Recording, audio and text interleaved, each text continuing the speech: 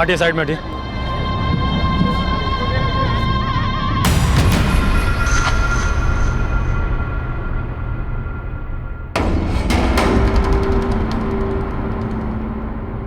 Sharma, yes sir. देखो इधर, यादव तुम इधर देखो।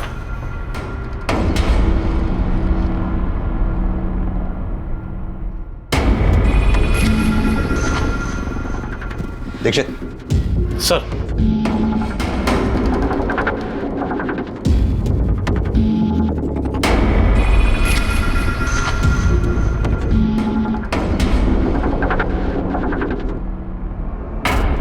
सर, शायद ये फोन और ये लैपटॉप नेहा का ही है। सारे एविडेंसेस इकट्ठा कर लो। सर।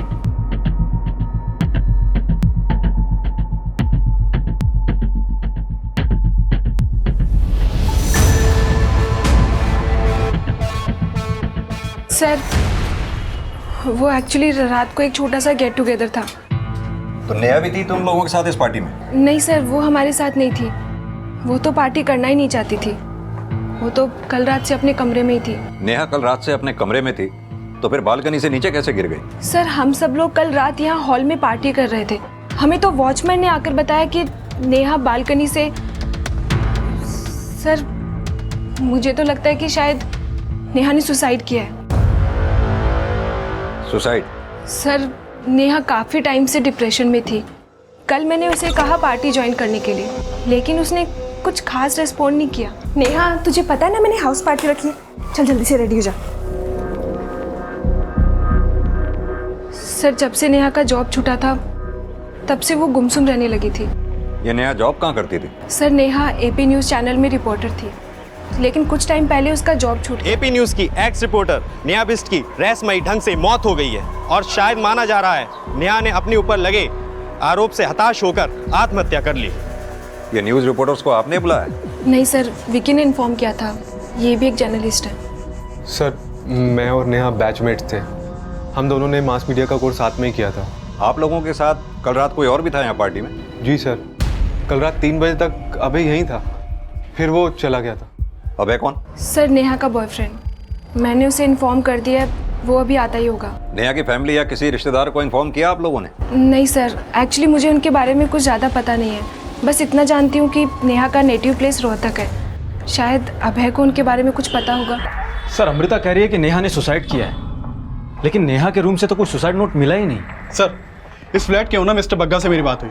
उन्होंने बताया कि अमृता के इस फ्लैट से रोजाना शोर शराबे की काफ़ी आवाज़ें आती थी और अमृता का अक्सर नेहा से भी झगड़ा होता रहता था। सोसाइटी में अमृता के नाम से काफ़ी कंप्लेंट्स हैं। नहीं सर, मेरा ऐसा कोई बड़ा झगड़ा नहीं था नेहा के साथ। हम दोनों रूममेट से तो कभी कभी छोटी मोटी अनबन हो जाया करती थी। कुछ छिपा तो नहीं रही ना आप हमसे? नहीं सर, ऐसा कुछ भी नहीं है।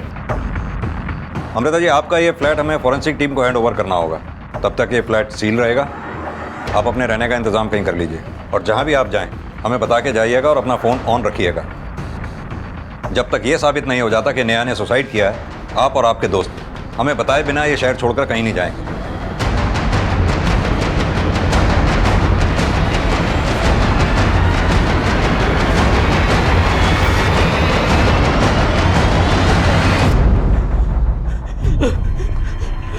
अमृता, अमृता ये कैसे हो गया? अमृता क्या हो गया? नहीं पता नेहा ने कब और कैसे कर लिया। आप कौन? सर, ये अभय है, नेहा का दोस्त। सर, मेरा नाम धीरज सांगवान है। मैं नोएडा सेक्टर 7 में रहता हूँ। तुम नेहा को कब से जानते हो? सर, जब से वो अमृता के घर रहने आई। अमृता मेरी बहुत अच्छी फ्रेंड है और उसी ने मुझे यहाँ इनवाइट किया था। सर, मेरा नाम आकांक्षा शुक्ला है। मैं लक्ष्मी नगर में रहती हूँ। मैं और नकुल तो नेहा को ठीक से जानते तक नहीं है। हम दोनों डिम्पी के फ्रेंड हैं और उसके कहने पे ही यहाँ पर आए थे। सर, मेरा नाम डिम्पी शर्मा है। मैं मयूर विहार में रहती हूँ और मैं यहाँ पे विक्की के साथ ही आई थी और विक्की ही नेहा को जानता है। सर, वो एक्चुअली नेहा को उसके बॉस ने जॉब से निकाल दिया था क्योंकि गाज़ियाबाद के एक मैटरनिटी क्लिनिक के डॉक्टर गोयल ने नेहा पर ब्लैकमेलिंग का केस किया था। सर, नेहा ने उसके मैटरनिटी क्लिनिक में स्टिंग ऑपरेशन किया था और डॉक्टर गोयल ने कहा कि नेहा ने उनसे 5 लाख रुपए की डिमांड की थी न्यूज़ ना रिले करने के लिए। सर, इसी वजह से नेहा के न्यूज़ चैनल के एडिटर ने उसको जॉब से निकाल दिया। सर, नेहा इस वजह से बहुत डिप्रेशन में थी, लेकिन वो इतना बड़ा स्टेप ले लेगी सर, ऐसा मैंने नहीं सोचा था। तो तुम भी ये मानते हो कि नेहा ने आत्महत्या की है? आई डोंट नो सर, पर अमृता ने तो मुझे फ़ोन पर यही बताया। लेकिन उसी अमृता ने हमें यह भी बताया कि तुम रात 3 बजे तक नेहा के साथ में थे। हमें यह भी पता चला कि नेहा और अमृता के बीच अक्सर झगड़े हुआ करते थे। क्या ये बात नेहा ने तुम्हें पहले बताई थी? सर, कल रात नेहा काफ़ी अपसेट थी। नेहा, जो हुआ उसे भूल जाओ। कब तक यूं ही गुमसुम रहोगी? देखो ना कितनी रात हो चुकी है, जाके सो जाओ। तुम जाओ अभय, मैं सो जाऊंगी। तुम चलो मेरे साथ, आओ। अभय प्लीज़ प्लीज़ जाओ, मैं सो जाऊंगी।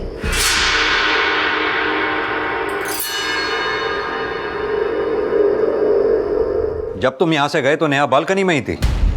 जी सर, पर वो अमृता की वजह से नहीं, अपनी जॉब को लेकर अपसेट थी। नेहा को कब से जानते हो? सर, करीबन 4 साल से हम दोनों रिलेशन में थे। कैसा रिलेशन? मेरा मतलब तुम दोनों शादी करने वाले थे? सर, शादी के बारे में तो अभी तक हमने नहीं सोचा था। नेहा के पेरेंट्स को पता है तुम दोनों के रिलेशन के बारे में? जी सर, नेहा ने हम दोनों के बारे में अपने पेरेंट्स को बताया था। उन्हें इन्फॉर्म किया तुमने? अभी तक तो नहीं सर।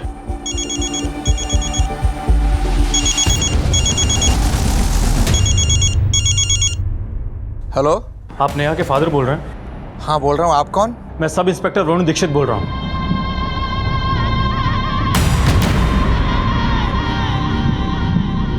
नेहा एक छोटे शहर को बिलोंग करती थी। अपने माता पिता से दूर कामयाबी के सपने संजोए दिल्ली एनसीआर में एक लोकल न्यूज चैनल में एक क्राइम रिपोर्टर थी। लेकिन अपने प्रोफेशनल करियर की छोटी सी अवधि में उसने काफी नाम कमाया था, लेकिन वो बहुत जल्दी बदनाम भी हो गई। क्राइम रिपोर्टर नेहा बिष्ट पर पहले से ही ब्लैकमेलिंग का एक केस चल रहा था और वो केस बहुत जल्द इस इन्वेस्टिगेशन का एक हिस्सा बनने वाला था, क्योंकि शुरुआती जांच में यह सामने आ रहा था कि नेहा ने अपने ऊपर लगे ब्लैकमेलिंग के केस से डिप्रेस होकर आत्महत्या कर ली थी। लेकिन नेहा का किसी भी तरह का सुसाइड नोट पुलिस को नहीं मिला जो इस बात को पुख्ता कर दे। सर, जिस बिल्डिंग में नेहा की मौत हुई थी उस रात की सीसीटीवी फुटेज ये आज तक करीब 4:45 बजे हुआ था। और यहां देखिए सर, 3:15 बजे नेहा के बॉयफ्रेंड अभय को बिल्डिंग कंपाउंड से बाहर जाते हुए देखा गया था। सर मैं टेक्निकल एक्सपर्ट से नेहा का मोबाइल ऑन करवाया तो मालूम चला कि उसके मोबाइल से सारे मैसेजेस और कॉल हिस्ट्री डिलीटेड है। सर, अगर नेहा को सुसाइड ही करना था तो अपने मैसेजेस और कॉल हिस्ट्री डिलीट क्यों करती? नेहा ने सुसाइड किया ये तो सभी बोल रहे हैं, लेकिन नेहा के साथ जब ये हादसा हुआ तो नेहा की फ्रेंड अमृता और उसके बाकी दोस्त पार्टी मना रहे थे। नेहा के साथ जॉब का इशू था ये तो पता करो ही, साथ में अमृता और बाकी फ्रेंड्स सभी को इन्वेस्टिगेट करो, शायद इस केस में कोई लीड मिले। सर बाहर नेहा के पेरेंट्स आए। सर माना कि नेहा परेशान थी क्योंकि उस पर झूठे एलिगेशन लगाए गए थे, पर वो अपने आप को जल्दी इनोसेंट साबित करने को भी कहती थी। सर वो बहुत स्ट्रांग लड़की थी, सुसाइड तो कभी भी नहीं कर सकती। आपकी आखिरी बार नेहा से कब बात हुई थी? सर 3-4 दिन पहले ही हमारी नेहा से बात हुई थी। हम तो उसे सब कुछ छोड़कर वापस रोहतक आने के लिए कह रहे थे, पर उसने मना कर दिया।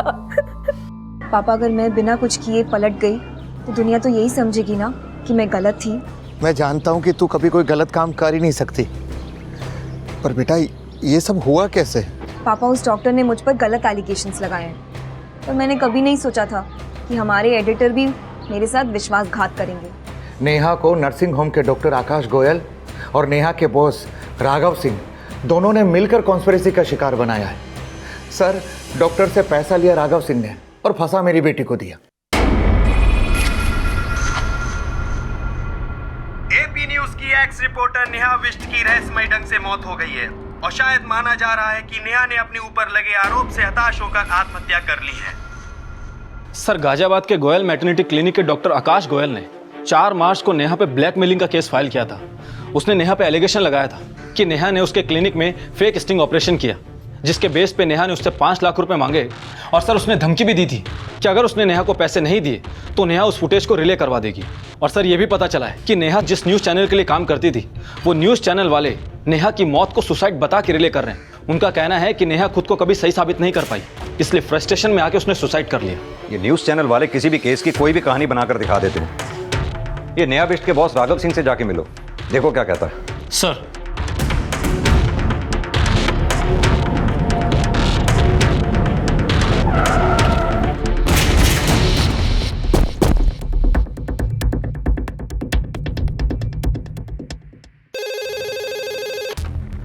हाँ बोलो। सर, पीएसआई वरुण दीक्षित आपसे मिलने आए हैं। हाँ सर, नेहा हमारे न्यूज़ चैनल में ही काम करती थी, लेकिन मैंने सोचा नहीं था वो इस हद तक गिर जाएगी। कहानियां तो हमने भी काफ़ी सुनी उस केस को लेकर, लेकिन आप क्या सोचते हैं, क्या डॉक्टर गोयल का एलिगेशन सही था? सही होगा, क्योंकि नेहा के पास कोई फुटेज नहीं थी जिससे ये साबित हो सके कि वो अपने क्लिनिक में सेक्स डिटर्मिनेशन टेस्ट करते हैं। और मैंने नेहा को जॉब से निकाल दिया तो उसने दूसरे न्यूज़ चैनल पे जाके मेरे खिलाफ बोलना शुरू कर दिया। मैंने डॉक्टर अशोक गोयल का स्टिंग ऑपरेशन किया था और मुझे पता चला कि उनके हॉस्पिटल में इलीगल सेक्स डिटर्मिनेशन टेस्ट होता है। मैं चाहती थी कि वो लोग सब एक्सपोज हो जाएं, लेकिन मेरे चैनल के एडिटर राघव सिंह ने ये स्टिंग ऑपरेशन रिले ही नहीं किया, क्योंकि उस गोयल ने उनको पैसे खिला रखे थे और ये राघव के कहने पर ही उन्होंने मुझ पर ब्लैकमेल का झूठा एलिगेशन लगाया है। सर, नेहा टेंशन सीकर थी, ये सब करके वो चीप पब्लिसिटी पाना चाहती थी। मुझे गलत साबित करने के लिए बहुत हाथ पैर मार रही थी, लेकिन कुछ कर नहीं पाई और इसी फ्रस्ट्रेशन में उसने सुसाइड कर लिया। नेहा के मरने के बाद भी उसके करियर पर लगा दाग ज्यों का त्यों रहा, लेकिन नेहा ने सुसाइड किया था या ये अबेटमेंट ऑफ सुसाइड था या फिर मर्डर, ये अभी साफ होना बाकी था। और नेहा की पोस्टमार्टम रिपोर्ट भी इन सभी संभावनाओं की तरफ इशारा कर रही थी। सर नेहा की पोस्टमार्टम रिपोर्ट। सर, नेहा की मौत हाइट से गिरने की वजह से हुई है, लेकिन सर नेहा की बॉडी पर कई जख्म भी थे और ये जख्म उसकी मौत से पहले के हैं। सर, शायद नेहा को कोई फिजिकली असॉल्ट करता था। Physically assault? जी सर। सर, हो सकता है कि नेहा का जो बॉयफ्रेंड है अभय, वो उसे फिजिकली असॉल्ट करता हो, क्योंकि उन दोनों का 4 साल से रिलेशन था और जिस रात को नेहा की मौत हुई थी उस रात भी अभय नेहा के साथ था। लेकिन अभय के बारे में नेहा के पेरेंट्स ने कोई गलत बात तो बोली नहीं थी। नेहा अक्सर हम लोगों से अभय के बारे में बात करती थी। अभय नेहा का काफ़ी अच्छा दोस्त था। सर, मैंने अमृता और अभय के कॉल रिकॉर्ड चेक किए तो मालूम चला है कि इन दोनों की काफ़ी बातें होती थी। दीक्षित, कहीं ऐसा तो नहीं ये अभय अमृता और नेहा दोनों के साथ ही? हो सकता है सर, लेकिन सर मैंने नेहा के कॉल रिकॉर्ड्स भी चेक किए थे तो मालूम चला है कि नेहा ने आखिरी बार कॉल भरत शर्मा को किया था उसकी मौत से आधे घंटे पहले। ये भरत शर्मा कौन है? सर, ये भरत शर्मा वही है जिसने नेहा का इंटरव्यू लिया था, जिसमें नेहा ने डॉक्टर गोयल और राघव पर एलिगेशन लगाए थे। सर, नेहा की जिस दिन बॉडी हमें मिली थी उस दिन भी वो क्राइम सीन पर रिपोर्टिंग कर रहा था। ये अभय, अमृता और भरत तीनों को थाने बुलाओ। सर। ये वही बिल्डिंग है जिसके 4थे फ्लोर पर नेहा रहती थी। फिलहाल पुलिस ने इस फ्लैट को सील कर दिया है। सर, मैं नेहा को बहुत पहले से जानता था। अक्सर हमारी मुलाकात रिपोर्टिंग के वक्त होती थी, बल्कि वो मेरी अच्छी दोस्त भी थी। जब हमें नेहा की डेड बॉडी मिली थी हमें पता चला उस दिन सुबह 4:15 बजे नेहा ने तुम्हें कॉल किया था। जान सकता हूँ तुम्हारी क्या बात हुई थी नेहा से? एक्चुअली सर, नेहा और अभय के बीच अनबन चल रही थी। मैं, अभय और नेहा कॉन्फ्रेंस कॉलिंग पर थे। सर, मैं अभय को समझा रहा था वो नेहा को थोड़ा स्पेस दे। कैसा स्पेस? सर, नेहा कुछ दिनों से उस केस को लेकर अपसेट थी, इसलिए उनके रिलेशन पर असर पड़ रहा था। हमें पता चला है अभय और अमृता के बीच काफ़ी फ़ोन कॉल हुआ करते थे, तो क्या अभय और नेहा के झगड़े की वजह यही तो नहीं थी? सर, इसके बारे में तो मैं आपको कुछ नहीं बता सकता, बल्कि अभय खुद नेहा पर शक करता था कहीं उसका किसी और के साथ अफेयर तो नहीं। किसी के साथ अफेयर है? कौन है वो? ऐसा कुछ नहीं है, वो सिर्फ शक करता था। सिर्फ शक ही करता था या उस पर हाथ भी उठाता था? सर, वो उसके लिए थोड़ा पॉजिटिव था, इसलिए शायद उस पर हाथ भी उठाता होगा। तो तुम्हें क्या लगता है नेहा ने आत्महत्या अभय से तंग आके की या उस केस की वजह से? सर, नेहा को मैं जितना जानता हूँ उससे तो लगता है नेहा कभी सुसाइड नहीं कर सकती। अगर नेहा सुसाइड नहीं कर सकती तो फिर उसका मर्डर करेगा कौन? आए दिन इस बच्चे को चोट लगती रहती है। 3 दिन पहले इसका सर फट गया था और आज ये जल गया। प्लीज ध्यान रखिए, बहुत छोटा बच्चा है। सर, अभय सिर्फ मेरा दोस्त है, मेरा कोई अफेयर नहीं था उसके साथ। लेकिन अभय तो नेहा से ज्यादा तुमको कॉल करता था। एक्चुअली सर, अभय को नेहा पे शक था। उसे लगता था कि नेहा का किसी के साथ अफेयर चल रहा है, इसीलिए वो मुझे नेहा पे नजर रखने के लिए कहता था। नजर रखने के लिए कहता था या तुम दोनों मिलकर नेहा को रास्ते से हटाने का प्लान बना रहे थे? नहीं सर, ऐसा कुछ नहीं है, पर यह बात सच है कि मुझे नेहा पर शक था कि उसका किसी लड़के से अफेयर था। किससे अफेयर था उसका? ये मुझे नहीं पता सर, पर मैंने उसे कई बार किसी लड़के के साथ देखा था। सर, मैं उस लड़के का चेहरा तो नहीं देख पाया, पर मैंने नेहा की बॉडी पर कई बार लव बाइट्स देखे थे। और इसीलिए तुम नेहा को मारा करते थे। नेहा की पोस्टमार्टम रिपोर्ट से हमने पता किया तुम उसे न सिर्फ मारा करते थे बल्कि उसे फिजिकली असॉल्ट भी किया करते थे। सर, मैं नेहा से प्यार करता था, मैं क्यों उस पर हाथ उठाऊंगा? तो पुलिस के शरीर पर घाव के निशान आए कहां से? सर, हो सकता है उसके उस बॉयफ्रेंड ने उसको मारा हो। चालाक बन रहा है। उस रात भी तेरा नेहा के साथ झगड़ा हुआ था या नहीं? सर, मैं मानता हूं कि मेरा नेहा से झगड़ा हुआ करता था, पर मैंने कभी नेहा पर हाथ नहीं उठाया सर। सर अभय चाहे जो बोले, लेकिन मैं जानती हूँ वो जब भी आता था नेहा को मार कर ही जाता था। और तुम फिर भी अभय के कहने पर नेहा की जासूसी करती थी। लेकिन सर मैंने अभय को बोल दिया था कि मुझे नहीं लगता कि नेहा का किसी और के साथ अफेयर चल रहा था। इनफैक्ट नेहा तो अभय से प्यार करती थी, लेकिन अभय जब भी घर आता था उसे पीट कर ही जाता था।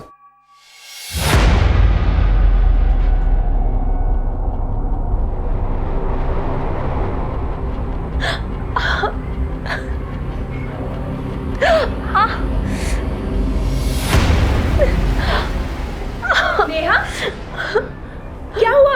अमृता, क्या हुआ बता? अमृता, अभय ने मुझे बहुत मारा था। सर नेहा एक नंबर की झूठी थी। अमृता क्या वो सबसे यही झूठ बोलती थी कि मैं उसको मारता रहता हूँ, जबकि सर सच ये है कि मैंने उस पर आज तक हाथ नहीं उठाया। लेकिन लाश तो नेहा की ही मिली ना। लेकिन सर जब ये हादसा हुआ मैं तो वहाँ था ही नहीं।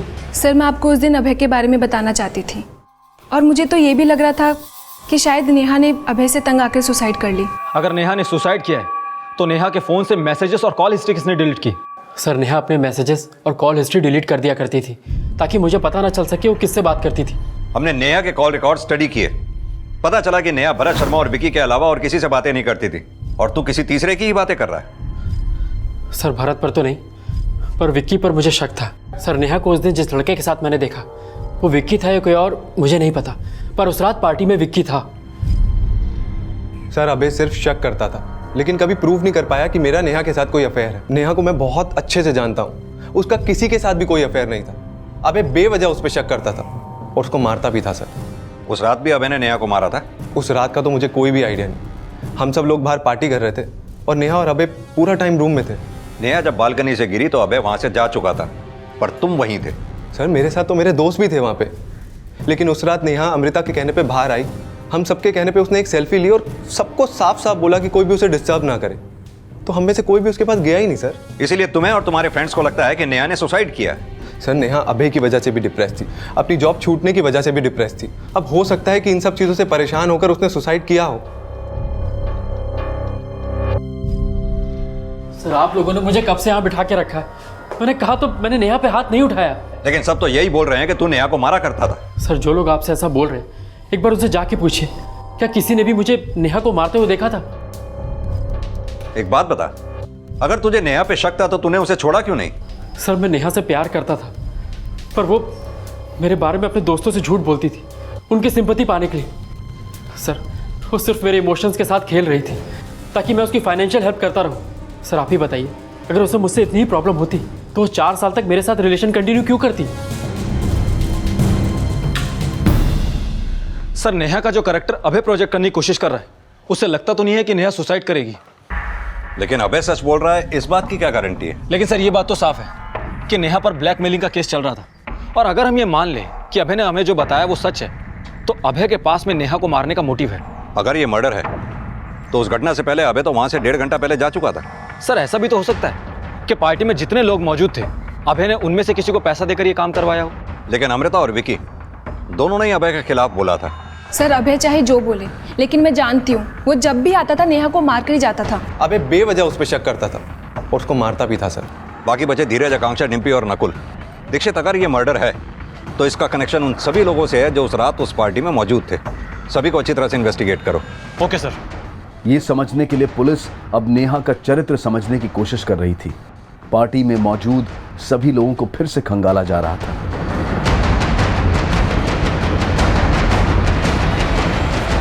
लेकिन नेहा के माता पिता अभय के बयान को झूठा बताकर ये दावा कर रहे थे कि नेहा कभी सुसाइड नहीं कर सकती। सर हमें नहीं मालूम था कि अभय नेहा पर ऐसा घटिया आरोप लगाएगा। लेकिन क्या नेहा ने आपको कभी बताया था कि उसे फिजिकली असॉल्ट किया जा रहा था? नहीं सर, उसने हमसे कभी कुछ नहीं बताया। वो अपनी तकलीफ कभी हमसे शेयर नहीं करती थी।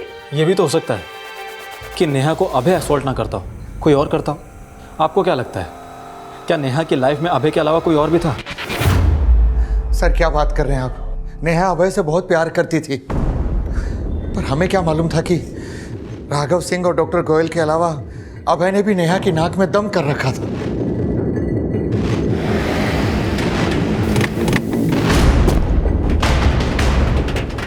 अरे सर, नाक में दम कर दिया था उसने। पहले हमने प्यार से समझाया कि बेवजह हमें परेशान ना करे, लेकिन वो तो हमें ब्लैकमेल करने लगी।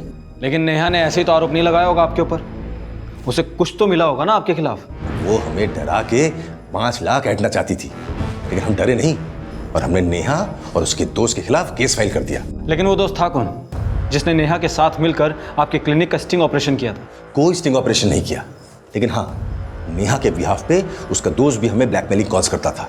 लेकिन वो लड़का कौन था ये हमें पता नहीं चला, क्योंकि वो हमारे सामने कभी आया ही नहीं।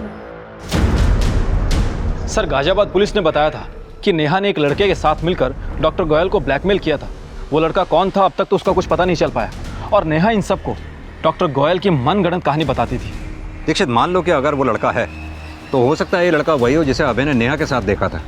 सर, अगर वाकई में वो लड़का है तो नेहा के कॉल रिकॉर्ड्स में कोई क्लू क्यों नहीं मिला? हो सकता है नेहा का कोई दूसरा नंबर भी हो, कि नेहा से जुड़ी हर इन्फॉर्मेशन को निकालो। नेहा ने जिन जिन केसेस की रिपोर्टिंग की है उस केस से जुड़े सभी लोगों से मिलो, हो सकता है कोई क्लू मिले। सर,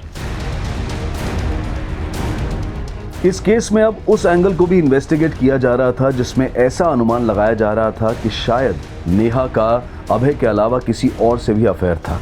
लेकिन क्या उस लड़के का वाकई कोई अस्तित्व था जिसे नेहा का अज्ञात बॉयफ्रेंड समझा जा रहा था? सर, जब मैं ये मान ही नहीं सकता कि नेहा ने उस डॉक्टर को ब्लैकमेल किया होगा, तो मैं ये कैसे मान सकता हूँ कि नेहा के ब्याह पर किसी लड़के ने उस डॉक्टर को कॉल किया होगा? कहीं ऐसा तो नहीं वो तुम ही थे? वो प्लानिंग भी तुम दोनों ने मिलकर ही की थी।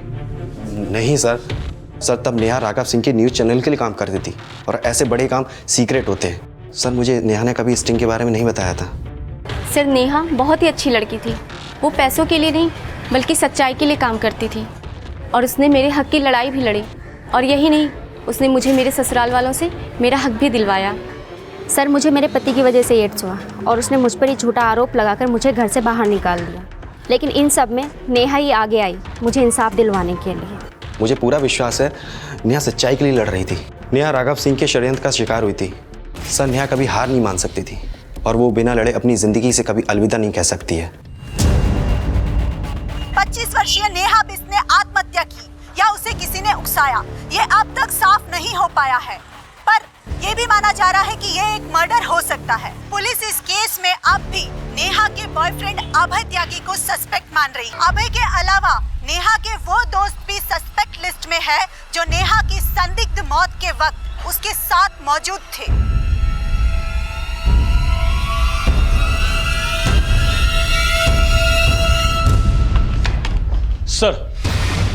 सर, नेहा का अभय के अलावा किसी और से अफेयर था ये तो मालूम नहीं चला है। लेकिन सर, मैंने विक्की के कॉल रिकॉर्ड चेक किए तो मालूम चला है कि आज से 10 दिन पहले तक विक्की की राघव सिंह से बात हुआ करती थी।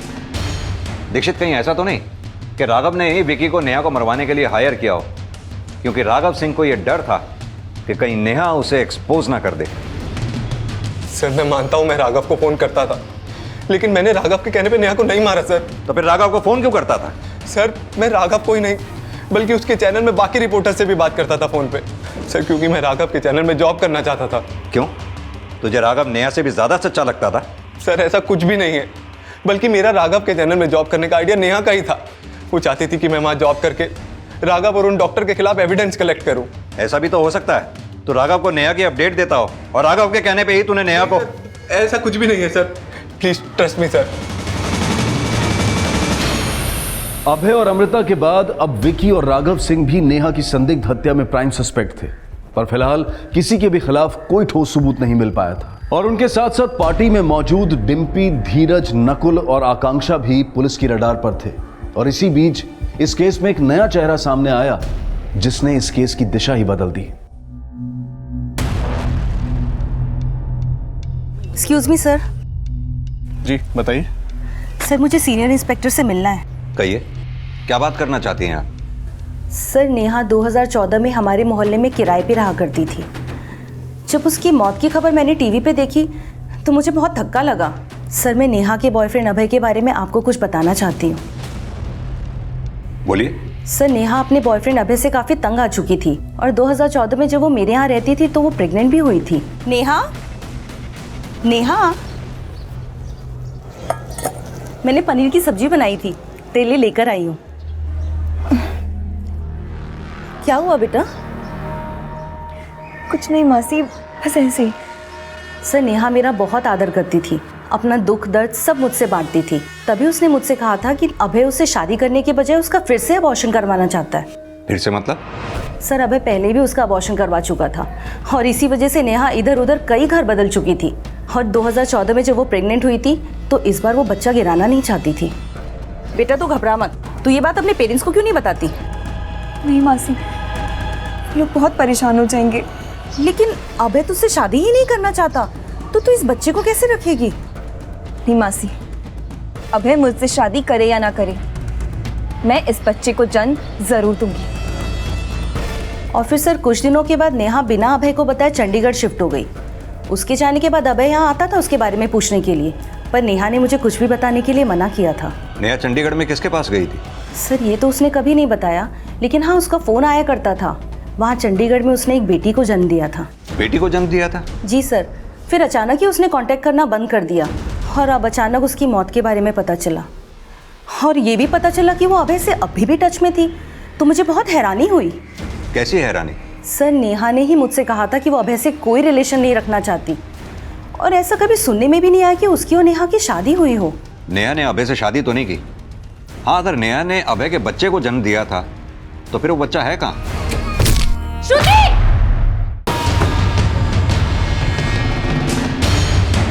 हमें पता चला है कि 2014 में नेहा ने एक बच्ची को जन्म दिया था।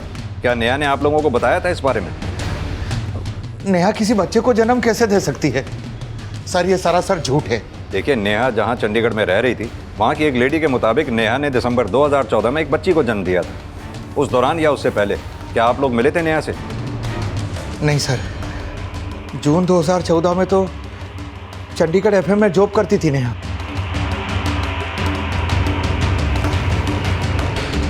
पुलिस ने जब चंडीगढ़ एफएम में कांटेक्ट किया तो सामने आया कि नेहा ने वहां जून 2014 में ज्वाइन किया था। लेकिन क्या नेहा सच में 2014 में प्रेग्नेंट थी? हाँ सर, प्रेगनेंसी के टाइम पे भी वो काम कर रही थी और सिटी हॉस्पिटल में उसने एक लड़की को भी जन्म दिया था। लेकिन उसके बाद उसने जॉब से रिज़ाइन दे दिया और नोएडा शिफ्ट हो गई। अच्छा, क्या नेहा ने अपनी बच्ची के बाप के बारे में आपको बताया? I mean, उसका हस्बैंड कौन है? नहीं सर, उसने अपने हस्बैंड के बारे में कभी कुछ नहीं बताया, बस कहती थी कि आउट ऑफ इंडिया रहते हैं। जब नेहा यहाँ पर जॉब करती थी उस दौरान उससे कोई मिलने के लिए आता था? नहीं सर, वो तो अकेली रहती थी। सर मैंने पता किया, नेहा ने चंडीगढ़ के एक हॉस्पिटल में 16 दिसंबर को एक लड़की को जन्म दिया था। लेकिन सर नेहा ने हॉस्पिटल रिकॉर्ड में अपने हस्बैंड का नाम नहीं बताया। अगर नेहा ने वाकई किसी बच्ची को जन्म दिया था तो वो बच्ची है कहाँ पर? सर नेहा की बेटी इस वक्त कहाँ होगी ये तो मालूम नहीं चला है। और सर मैंने नेहा की रूममेट अमृता और नेहा से जुड़े बाकी सभी लोगों से पूछताछ की, लेकिन कोई कुछ नहीं जानता। सर मैंने अभय के बैंक अकाउंट भी चेक किए, वो हर महीने किसी पूनम त्यागी के नाम पर पैसा ट्रांसफर करता है। पूनम त्यागी? ये अभय का सरनेम भी तो त्यागी ही है ना? क्या लगती होगी वो उसकी? सर पूनम त्यागी का अकाउंट जिस बैंक में है वो रोहतक में है और अभय का नेटिव भी रोहतक में है। अभय के बयान शुरू से ही सस्पिशियस रहे हैं। ऐसा करो, रोहतक जाओ, शायद वहां अभय और नेहा के बारे में कुछ जानकारी हासिल हो। सर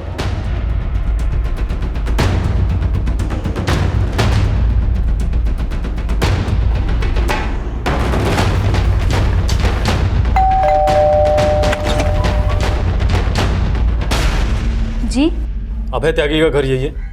जी हाँ, लेकिन वो नोएडा में रहते हैं। आप अभय त्यागी क्या लगती है? जी हम उनकी पत्नी हैं। आपका नाम? जी पूनम त्यागी। ये बच्ची किसकी है?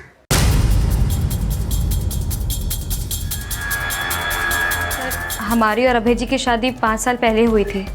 वो शुरू से ही नोएडा में काम करते थे। शादी के 1 साल बाद उनकी माँ का देहांत हो गया, लेकिन फिर भी वो हमें अपने साथ नहीं ले गए। महीने 2 महीने में वो आते हैं हमसे मिलने और फिर वापस चले जाते हैं। नाराज़ क्यों हो रही हो? इस बार आऊँगा तो ज़्यादा दिन रुकूंगा, ठीक है? अब हंस भी दो। हम माँ नहीं बन पा रहे थे। गोद लिया है? उन्होंने हमसे झूठ कहा था। अभी कुछ समय पहले ही हमें पता चला कि ये उनकी प्रेमिका नेहा बिष्ट की बेटी है। नेहा बिष्ट की? आपको नेहा के बारे में किसने बताया था? सर अभी कुछ समय पहले यहाँ एक आदमी आया था। जी? आप अभय की पत्नी हैं? जी, उसने मुझे अभय जी और नेहा के संबंध के बारे में सब कुछ बताया। उसने ये कहा कि अभय जी ने नेहा की मर्जी के खिलाफ ये बच्ची मुझे ला कर दी है। नेहा यहाँ आएगी और अपनी बच्ची अपने साथ ले जाएगी। उसके जाने के बाद हमने अभय जी को फ़ोन भी किया था। अरे क्या बकवास कर रही हो तुम? मैं किसी नेहा वेहा को नहीं जानता। लेकिन वो आदमी तो कह रहा था ये बच्चा आपका और नेहा का है। अरे भाड़ में क्या वो आदमी? तू मेरी बात का विश्वास करेगी या उस गैर मर्द का? वो सिर्फ यही कहते रहे कि ये सब झूठ है। तो क्या फिर नेहा यहाँ पर आई थी?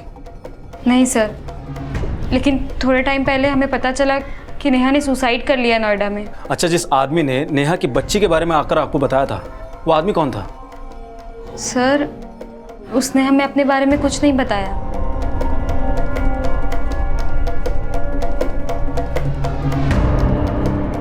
इनमें से कोई था? नहीं सर। अच्छा, उस आदमी का आप स्केच बनवा सकती हैं? जी।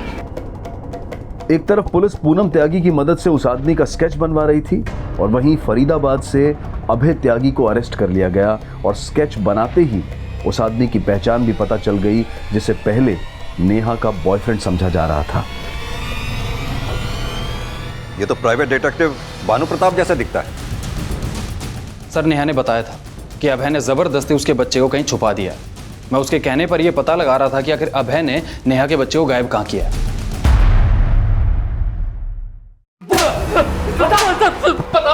बोल, नेहा को तूने मारा है ना? बोल। सर, बताता हूँ सब बताता हूँ सर। चल बता। सर, वो मेरी और नेहा की ही बच्ची थी। सर, मैं नहीं चाहता था कि वो बच्ची जन्म ले, पर नेहा मुझे बिना बताए चंडीगढ़ भाग गई और 2015 में जब वो नोएडा वापस आई तो आकर मुझसे मिली। सर, मुझे डर था कि नेहा मुझे कभी भी एक्सपोज कर सकती है, इसलिए मैंने उसको झांसे में लेकर उसको झूठ बोला और उस बच्ची को वहाँ से गायब कर दिया और वो बच्ची अपनी बीवी को दे दी। उसको बोला कि मैंने इसे अडॉप्ट किया है। और नेहा को जब ये पता चला कि उसका बच्चा तेरे पास है तो नेहा को मरवा दिया? सर, मैं मानता हूँ कि मुझे पता था कि भानु की मदद से नेहा को सब पता चल गया था, लेकिन सर उस रात मैंने नेहा को सिर्फ धमकी दी थी और कुछ नहीं। तुम्हें बच्चा चाहिए ना, वो मैं तुम्हें ला के दूंगा, लेकिन अगर मेरे खिलाफ कुछ भी बोला ना तो अंजाम अच्छा नहीं होगा। क्या कर लोगे? जान से मारोगे? अरे जान से मारना होता ना तुझे बहुत पहले मार चुका होता, क्योंकि मैं तुझे अपनी जान बना के रखना चाहता हूँ। हट। और उसके बाद मैं वहाँ से चला गया। सर, मेरा यकीन मानिए, मैंने कुछ नहीं किया। कुछ नहीं किया? एक लड़की की जिंदगी तबाह कर दी, एक माँ से उसके बच्चे को छीन लिया, कहता कुछ नहीं किया? जो लड़की बिना शादी किए, बिना पिता के नाम के एक बच्ची को जन्म देने की हिम्मत जुटा सकती है, मुझे नहीं लगता वो सुसाइड करेगी। खासतौर से तब जब उसे यह पता चल चुका हो कि उसकी बच्ची अभय की बीवी के पास है। दीक्षित, मुझे नहीं लगता ये सुसाइड है, ये मर्डर। लेकिन सर, ये मर्डर अभय ने तो नहीं किया होगा, क्योंकि वो हादसा होने से 1.5 घंटे पहले ही वहाँ से निकल चुका था और बहुत तोड़ने के बावजूद भी वो यही मान रहा है कि उसने नेहा को मारने के लिए किसी को पैसा नहीं दिया। अगर नेहा के मर्डर में अभय की इन्वॉल्वमेंट नहीं है तो बाकी बचे अमृता, विकी, धीरज, डिम्पी, नकुल और आकांक्षा, इनमें से कोई भी हो सकता है, क्योंकि नेहा के साथ जो कुछ भी हुआ ये सभी उस क्राइम सीन पर उस वक्त मौजूद थे। सर, पूनम जहाँ रहती थी वहाँ से पता चला कि वो नेहा की बच्ची को अक्सर मारा करती थी और पिछले 15 दिनों में बच्ची को काफ़ी चोटें भी आई।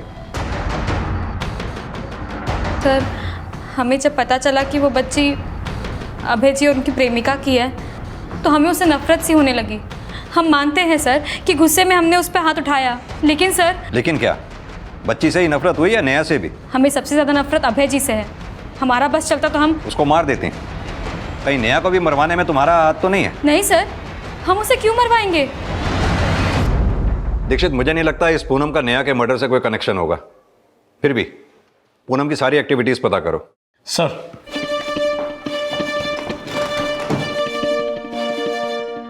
पूनम त्यागी, डॉक्टर गोयल और राघव सिंह का कनेक्शन अब क्राइम सीन पर मौजूद धीरज, अमृता, डिम्पी, आकांक्षा, नकुल और विकी से जोड़कर भी इन्वेस्टिगेट किया जा रहा था और इस केस को नए सिरे से नई दिशा देने की कोशिश की जा रही थी। और इसी दौरान क्राइम सीन की एक फोटो ने पुलिस का ध्यान अपनी ओर खींचा। सर, ये देखिए, नेहा की डेड बॉडी पर जो कपड़ा है वो राइट शोल्डर से फटा हुआ है और पार्टी के दौरान ली गई सेल्फी में कपड़ा बिल्कुल ठीक है।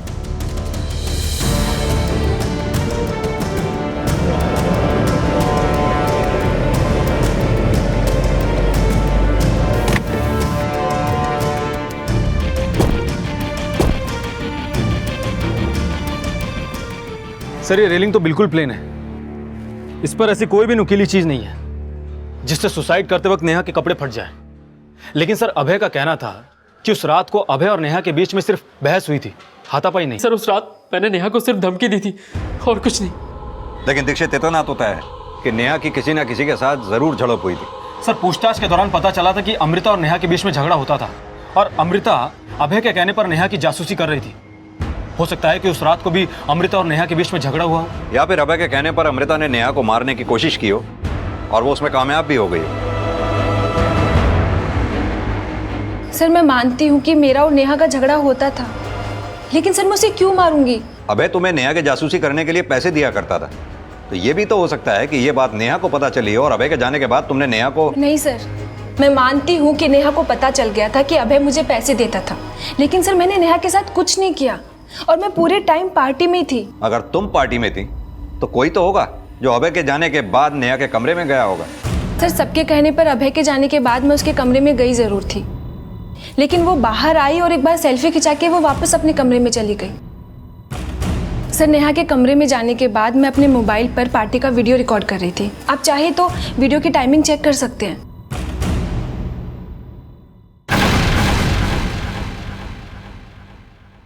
सर ये देखिए, इसकी डिटेल्स अच्छी तरह से चेक करो। Okay sir.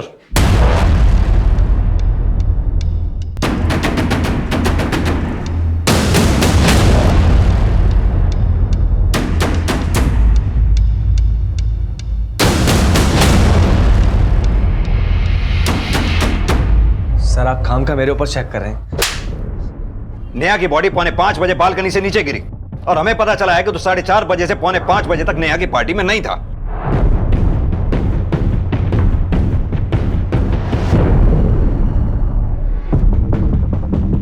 सर सकता सर मैं वॉशरूम गया हूँ। तू कहाँ गया था, क्या किया, सब पता चल गया हमें। हमें यह भी पता चला है कि तूने फेसबुक पे फेक आईडी बना रखी थी जिस पे तू लगातार नेहा को फ्रेंडशिप रिक्वेस्ट भेज रहा था। अब तो खुद सच बोलेगा या हम उगलवाए? बोल। बता दो साहब, उस रात में जब वॉशरूम गया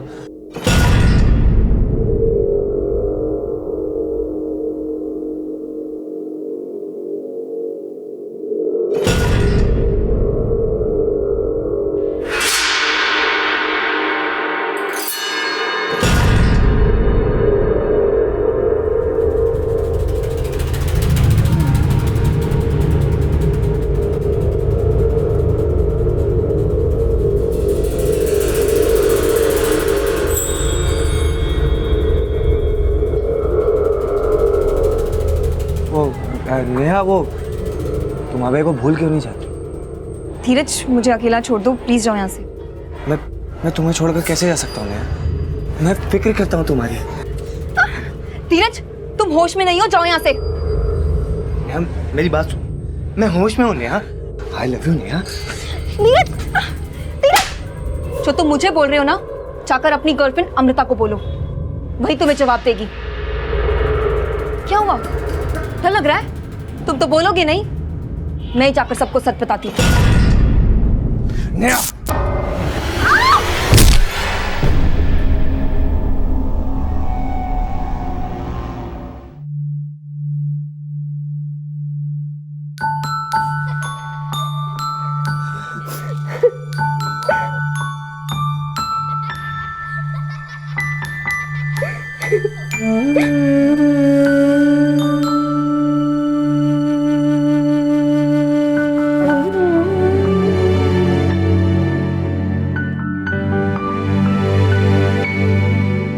हालांकि नेहा के जीते जी उसे उस केस में क्लीन चिट नहीं मिल पाई जिसमें डॉक्टर गोयल द्वारा उस पर ब्लैकमेलिंग का आरोप लगाया गया था, लेकिन यह जग जाहिर था कि नेहा ना सिर्फ एक जुझारू रिपोर्टर थी बल्कि एक ऐसी मां भी थी जिसने अपने बच्चे को जन्म देने के लिए पिता के नाम को और शादीशुदा होने को भी जरूरी नहीं समझा। अब नेहा के माता पिता और उसका दोस्त और क्राइम रिपोर्टर भरत शर्मा नेहा की वो अधूरी लड़ाई लड़ने की कोशिश कर रहे हैं जिसमें नेहा को नहीं बल्कि न्यूज एडिटर राघव सिंह और डॉक्टर गोयल को दोषी मानकर उनके खिलाफ कार्रवाई की जा रही है।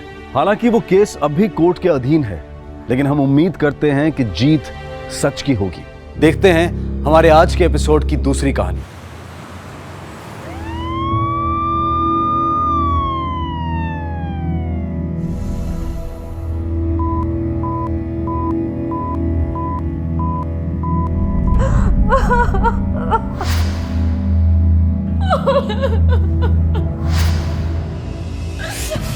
अस्मी मत रो।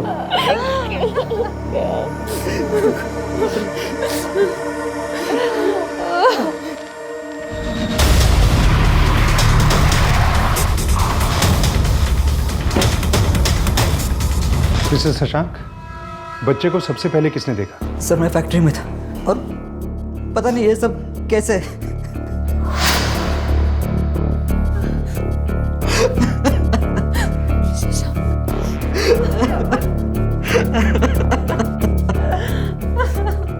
कोई बात नहीं, आप संभालिए अपने आप को।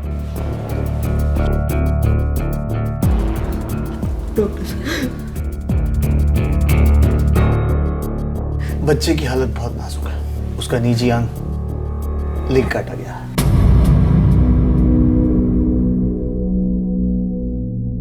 मेरा बच्चा, कोई उसके साथ ऐसा कैसे?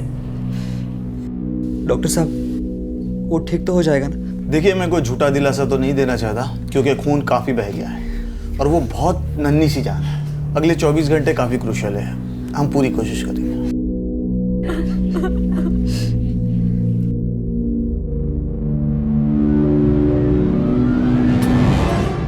बंधीकरण यानी कि कैस्ट्रेशन जैसी क्रूर घटना, और वो भी एक नन्ही सी जान के साथ, सुनकर ही रूह कांप जाए। लेकिन एक नवजात के साथ ऐसी क्रूरता कौन कर सकता है? और सबसे बड़ा सवाल है क्यों? और इस क्यों का जवाब ढूंढने में पुलिस को बहुत मुश्किल आने वाली थी।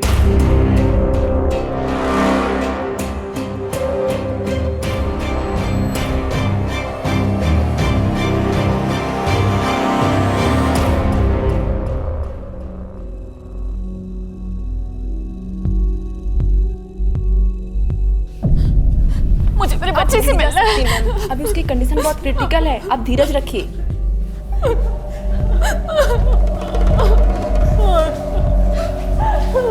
सर फैक्ट्री में थे मैं सर। बीवी ने फोन करके बताया कि हमारा छोटा बच्चा आविक। सर इतने छोटे बच्चे के साथ ऐसा कोई कैसे कर सकता है सर? हम भी वही पता लगाने की कोशिश कर रहे हैं। इन्वेस्टिगेशन शुरू कर दी है, जल्दी को लीड मिलेगी। आप अपने परिवार का ख्याल रखिए। मेडिकल से ये दवाई ले आइए तुरंत। जी सर।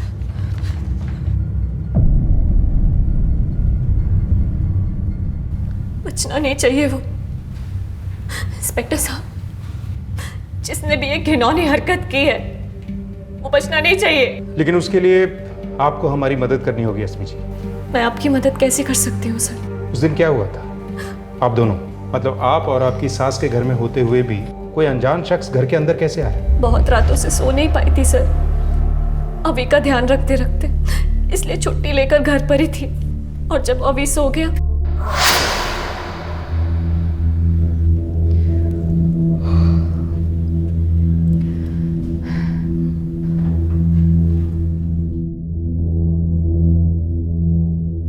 मम्मी जी, मैं बहुत थक गई हूँ, ऊपर सोने जा रही हूँ। अभी सोया हुआ है, आप थोड़ी देर उसका ध्यान रखना। हाँ हाँ, तू सोने जा, मैं पूजा करके आती हूँ, मैं देखती हूँ।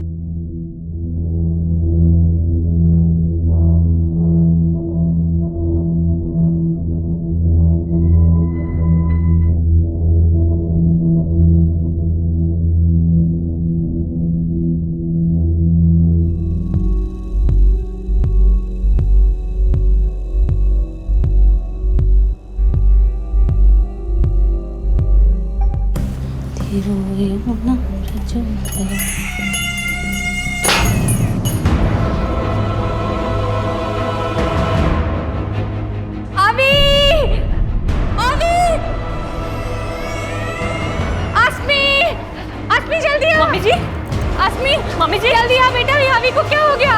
मम्मी जी, मम्मी जी। देखा जी, शांत हो जाइए। क्या आपने किसी को भागते हुए देखा था? नहीं। क्या हुआ होगा अस्मी जी के बच्चे को? पता नहीं, पुलिस पूरे घर की तलाशी कर रही है।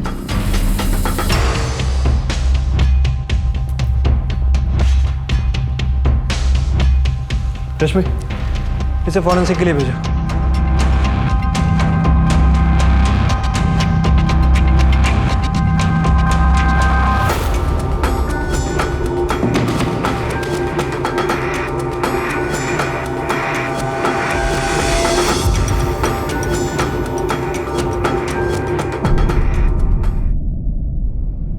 हुआ बेटा? पता नहीं पापा, पुलिस आई हुई है।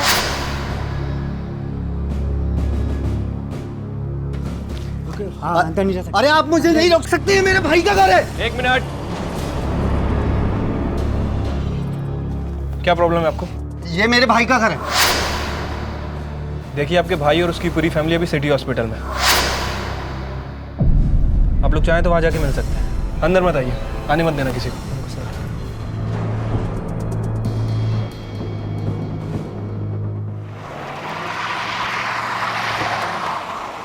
सर, कैंची का इस्तेमाल किया गया था, घर में ही मिली थी। सर, मैंने फॉरेंसिक टेस्ट के लिए भेज दी है। ऐसा कौन कर सकता है? सर, जिसने भी किया बड़ी आसानी से घर में घुसा और एक कांड करके चला गया। इसके पीछे कोई साधारण कारण तो हो नहीं सकता, क्योंकि बच्चे को जान से मारने की कोशिश नहीं की गई, सिर्फ उसे बधिया बनाने के उद्देश्य से उसके निजी अंग पे वार किया गया। इसके पीछे जरूर कोई पागल मनोवैज्ञानिक कारण जुड़ा होगा। हो सकता है सर। एक रूपरेखा तैयार करो, कौन ऐसा जुर्म कर सकता है? क्या किसी को बेटा पैदा होने से तकलीफ थी, या फिर लड़के को अपने लिए कोई खतरा समझता हो? ठीक है सर। सर, मैं अड़ोस पड़ोस में भी पूछताछ करवाता हूँ। तब तक बच्चे के माँ बाप से एक बार फिर से बात करके देखते हैं, शायद अब वो कुछ बताने की स्थिति में हो। ठीक है सर।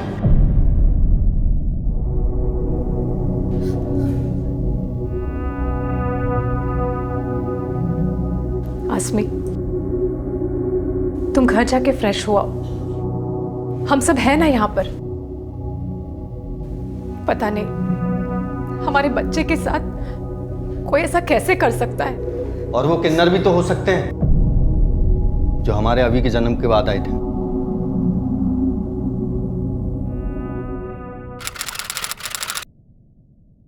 हाय हाय, लाओ बधाई ला बच्चे की। अरे अब कुछ दिन पहले मैंने आपको 2000 रुपए दिए थे, आप लोग फिर आ गए।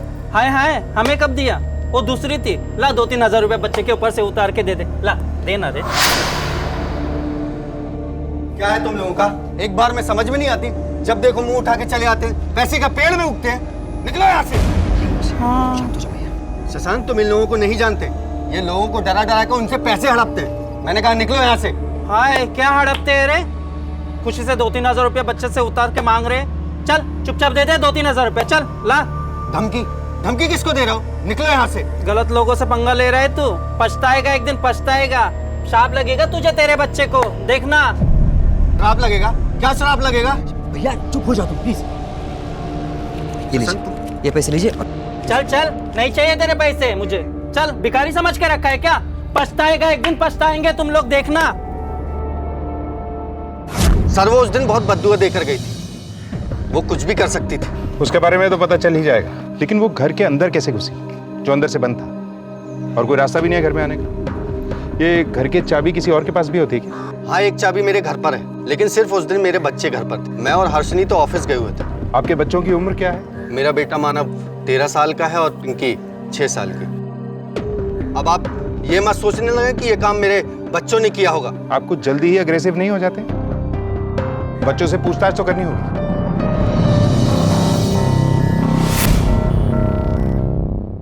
तुम्हें पक्का यकीन है कि उस घर में कोई नहीं आया था?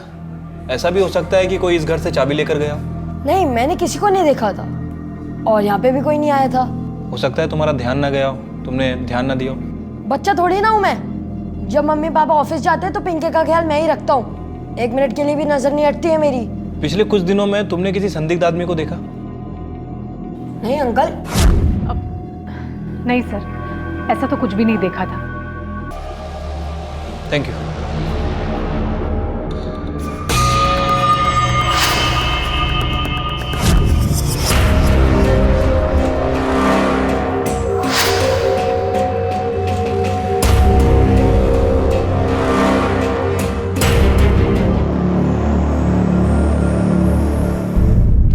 सर, अड़ोस पड़ोस में तो सब कुछ नॉर्मल ही लग रहा है। किसी के पास ऐसा कुछ करने की कोई ठोस वजह नहीं रख रही है। परिवार में बेटा होने की वजह से भी कोई जलन वाला मामला नहीं लग रहा है। काफी इज्जत है शशांक की कॉलोनी में। और उसका भतीजा मानव?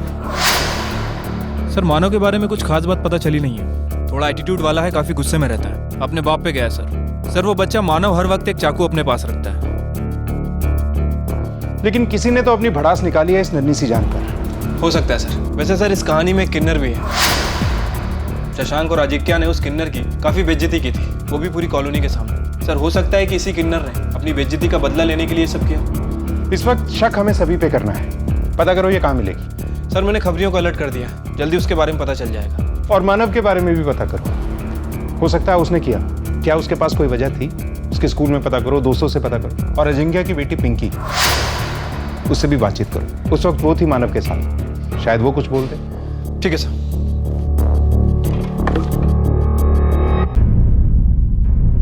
बेटा घबराने की कोई जरूरत नहीं है, अगर आपको कुछ पता है तो आप हमें बता सकते हो। बेटा अंकल जो पूछ रहे हैं वो बोलो, डरना नहीं, गुड गर्ल। आप अपने चाचा के घर जाते हो? जब अभी हुआ था, जब गए थे, पापा लेके गए थे। आपको अभी पसंद है? अच्छा आज सुबह आप कहाँ थे? आज स्कूल की छुट्टी थी, आज हम लोग घर के अंदर थे। आपका भाई घर से बाहर गया था? नहीं, वो तो टीवी देख रहा था। और आपके मम्मी पापा? ऑफिस में। सर मानव की क्या दुश्मनी हो सकती है अभी और शशांक से? हम तो उनके परिवार के इतने करीब भी नहीं थे। क्यों? शशांक और अजिंक्य तो सगे भाई है ना, फिर भी।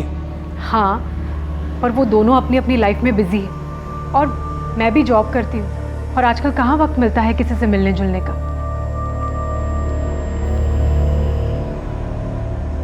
कुछ खा लो, ले लो, खा लो।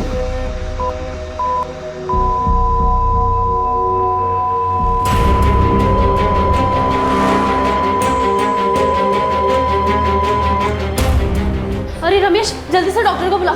नर्स बच्चे को क्या हुआ? सर कुछ नहीं, डॉक्टर आप यहाँ कहाँ पर है? पे बच्चों को देखना है मुझे अभी। अरे वो चेक कर रहे हैं सर, प्लीज आप यहाँ पे वेट करिए। डॉक्टर साहब देखो ना बच्चों को क्या हुआ मेरे। डॉक्टर सर एक मिनट सर।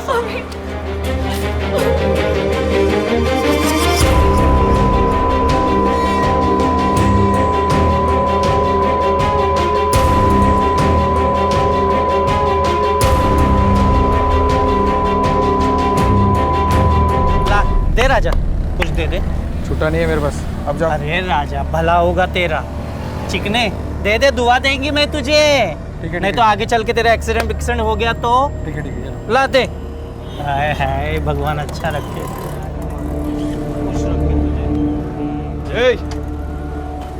सलाम साहब। क्या नाम है तेरा? लक्ष्मी। बहुत बद्दुआएं दे रही लोगों को, क्या बात है? अरे कहाँ साहब, लोग या तो श्रद्धा से पैसे देते या तो डर के। कुछ दिन पहले यही बोलकर आई थी ना एक कॉलोनी में बच्चे के बाप को, जब उसने पैसे देने के लिए मना कर दिया था। याद आया? याद दिलाऊं? गलत लोगों से पंगा ले रहा है तू, पछताएगा, एक दिन पछताएगा। शाप लगेगा तुझे, तेरे बच्चे को, देखना। अरे साहब उसका भाई बहुत गुस्सा कर रहा था, गाली गलौज कर रहा था। हमारा भी कुछ आत्मसम्मान है कि नहीं? पैसे दे रहा था हमको, लेकिन नहीं, हम पैसे लिए बगैर वहाँ से चले गए हम लोग। चली तो गई, लेकिन गुस्सा तो होगा ना तेरे दिल में। बदला लेने की कोशिश तो की होगी ना तूने? अरे साहब ऐसे ही हम बदला लेने लगे, राह चलते पता नहीं कितने लोगों को मारना पड़े हमको। ये तो हमारा रोज का काम है। वो किस्सा तो मुझे याद भी नहीं था। और जाओ गुनहगार को पकड़ो, और कुछ मदद लगे तो मैं हूँ यहाँ, मुझे बुला लो। चलो, जय हिंद।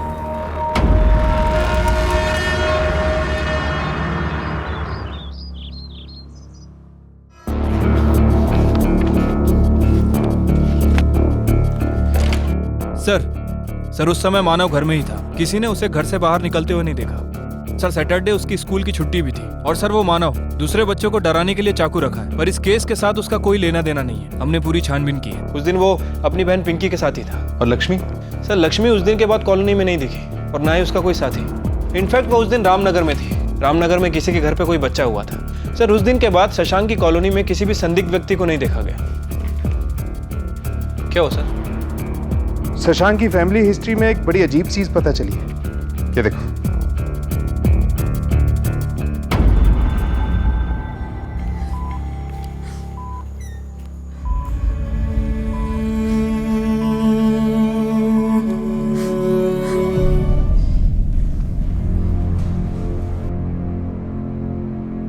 इंस्पेक्टर साहब। अस्मी कहाँ है? जी अंदर है। बुलाइए, हमें उनसे कुछ बात करनी। सर आप मुझसे पूछ लें, क्या बात है सर? देखिए बेहतर होगा हम उन्हीं से बात कर लें। आप बुलाइए उन्हें। नर्स अस्मी जी को बुलाइए। जी।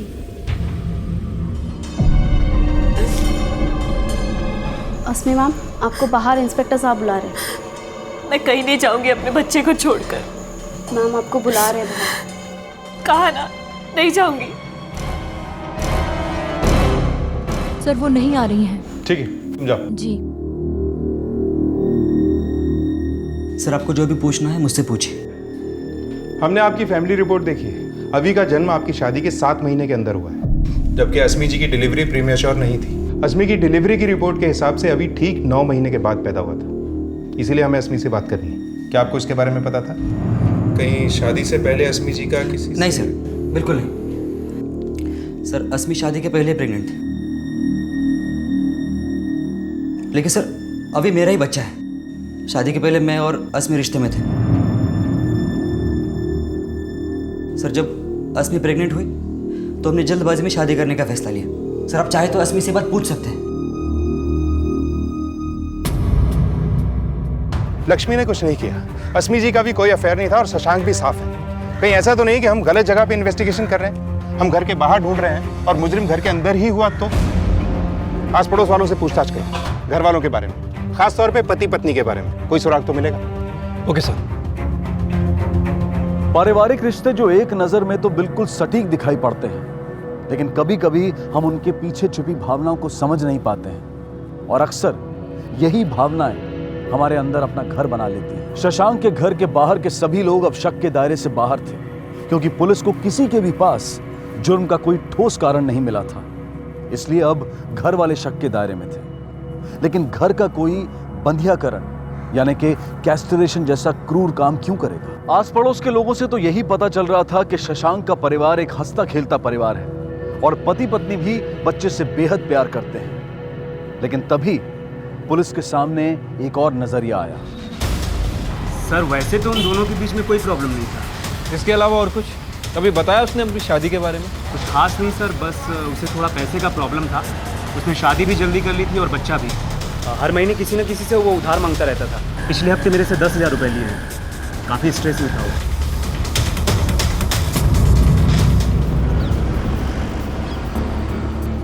सिर्फ पैसों की तंगी की वजह से कोई अपने ही बेटे के साथ ऐसा कर सकता है क्या? सर हो सकता है कि बेटे को सारी परेशानियों की जड़ मानता हो। जो भी प्रॉब्लम उसे हो रही हो, इस सब का कारण वही हो।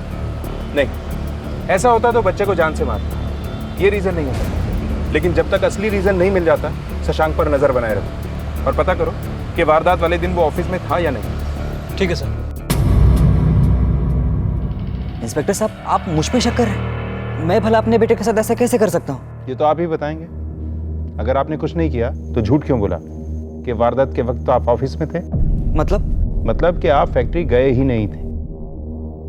देखिए, आपका बेटा एडमिट है, इसलिए शराफत से बैठा के पूछताछ कर रहे हैं, वरना हमारे तरीके तो सुने ही होंगे आपने। मैं उस दिन फैक्ट्री नहीं गया था। तो कहाँ गए थे? सर मैं और एक जॉब करता हूँ। अभी एक और जॉब कहाँ से आ गई?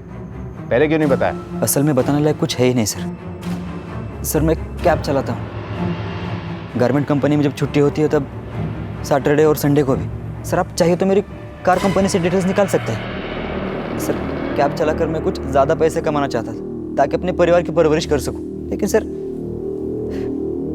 मेरे बच्चे ने किसी का क्या बिगाड़ा था? सर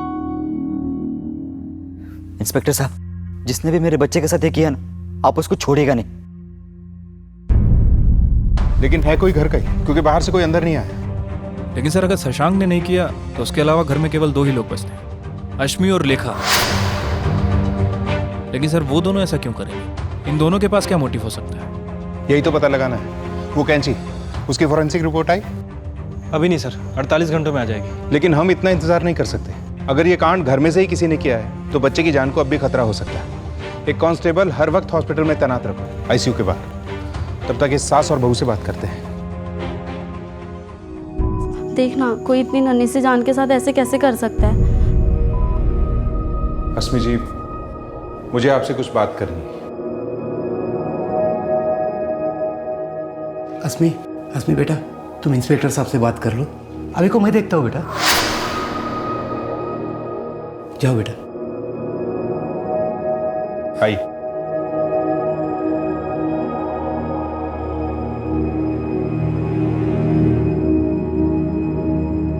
अस्मी जी, हमारी इन्वेस्टिगेशन एक अजीब से मोड़ पर आकर फंस गई। इसलिए मैं आपसे पूछना चाहता हूँ, आपको क्या लगता है इस सब में आपके पतिदेव या सासू माँ का हाथ हो सकता है? ये क्या कह रहे हैं सर आप? ऐसा कैसे हो सकता है? देखिए, हमने सभी संदिग्धों को टटोल कर देख लिया है, कुछ भी नहीं मिला। इस सब में किसी घर वाले का ही हाथ है, क्योंकि किसी बाहर वाले की घर के अंदर तक पहुंच नहीं हो सकती। सर शशांक ये सब करने के बारे में सोच भी नहीं सकता। और मम्मी जी, साहब, मेरा बेटा और बहू तो जान छिड़कते हैं अभी पर, वो दोनों ऐसा कुछ नहीं कर सकते साहब। लेखा जी, ठीक से याद करके बताइए, हो सकता है कि आप हमारी कुछ मदद कर सकती हैं। अभी के जन्म के बाद आपके बेटे और बहू में कुछ बदलाव आया? सर, वो मम्मी जी अभी के जन्म से पहले बहुत खुश थी। शशांक के ना होने पर हमेशा पास में रहती थी, मेरा अभी का बहुत ध्यान रखती थी।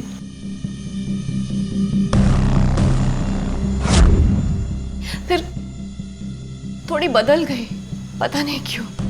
अस्मी थोड़ी चिड़चिड़ी हो गई थी, बहुत डिप्रेस रहने लगी थी अभी के जन्म के बाद। कुछ अलग सा बर्ताव करने लगी। अभी का सारा काम मैं करती थी, उसे संभालती थी। मम्मी कुछ ख्याल भी नहीं करती थी। पर आजकल तो ये होता ही है साहब। वो क्या कहते हैं उसे, पोस्टमार्टम डिप्रेशन। हाँ हाँ, शायद वही होगा। पर साहब, मुझे नहीं लगता मेरी बहू ऐसा कुछ कर सकती है। नहीं सर, मम्मी ऐसा नहीं कर सकती।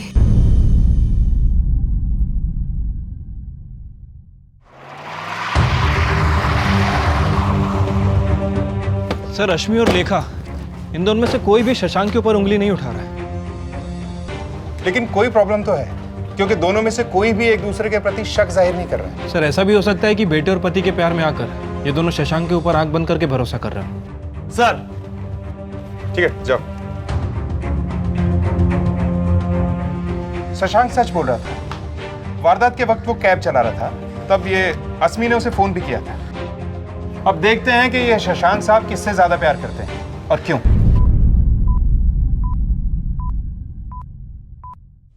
इंस्पेक्टर साहब आए थे, उन्हें शक है कि घर वालों में से किसी ने ये किया है। ऐसा कैसे हो सकता है? अच्छा, मम्मी जी, क्या वो ऐसा कर सकती है? तुम्हें याद है मैंने बताया था कि वो कुछ बदल सी गई है। हाँ? अच्छा, वो भी तुम्हारे बारे में कुछ ऐसी बातें कर रही थी। जब से अभी पैदा हो तुम कुछ बहक सी गई हो। अस्मी, अगर माँ की ये बात मैं मान नहीं सकता तो तुम मेरी माँ के बारे में ऐसे कैसे बात कर सकती हो? वो मुझे दोष दे रही थी। और तुम भी तो मुझे दोष दे रही हो। तुम मुझ पर इल्जाम कैसे लगा सकती हो बहू? मम्मी जी, आप सच में बदल गई है। पहले तो बहुत ध्यान रखती थी हमारा, अब आपको प्रॉब्लम है ना हमसे, तभी ऐसे बर्ताव कर रही है हमारे साथ। हाँ? एक मिनट, क्या लगा रखा है? हॉस्पिटल है, तमीज से रहिए। डॉक्टर साहब, अभी कैसा है? अस्मी जी, जब तक वो यूरिनेट नहीं करता हम कुछ नहीं कर सकते। उसकी ज़िंदगी अब भी खतरे में है। हालांकि उसकी सेहत पहले से काफ़ी बेहतर है, पर हमें कंप्लीट रिकवरी के लिए वेट करना होगा। आपको क्या लगता है दोनों में से कौन हो सकता है? सर, आप प्लीज़ मुझे और मेरे फैमिली को बख्श दीजिए। सर, वो टेंशन में आकर एक दूसरे पे इल्ज़ाम लगा रही है। देखिए, मैं जानता हूँ कि इन दोनों के अलावा और कोई नहीं हो सकता है। और सर, मैं ये भी जानता हूँ कि इन दोनों में से किसी ने भी नहीं किया है सर। एक तरफ मेरे बच्चे की माँ है और सर दूसरी तरफ मेरी अपनी माँ है सर। वो दोनों ऐसे सोच भी नहीं सकते। दो ही संदिग्ध बचे थे और सर दोनों के ऊपर आरोप लगाने के लिए हमारे पास जुर्म की कोई सॉलिड वजह नहीं है। ऐसा कुछ भी करने के लिए वजह काफ़ी स्ट्रांग होनी चाहिए। क्या वजह हो सकती है? हमने जो साइकोलॉजिकल रूपरेखा तैयार करवाई थी उसकी रिपोर्ट मंगवाओ। तब तक इस अजिंक्य और हर्षिनी से दोबारा बातचीत करते हैं। ठीक है सर। ये क्या बोल रहे हैं आप? मम्मी और रश्मि? देखिए, हमारा यकीन कीजिए, घर के अंदर से इन दोनों के अलावा और कोई हो ही नहीं सकता। अच्छा, एक बात बताइए, क्या आप दोनों ने इन लोगों में कभी कोई अजीब बात नोटिस की थी?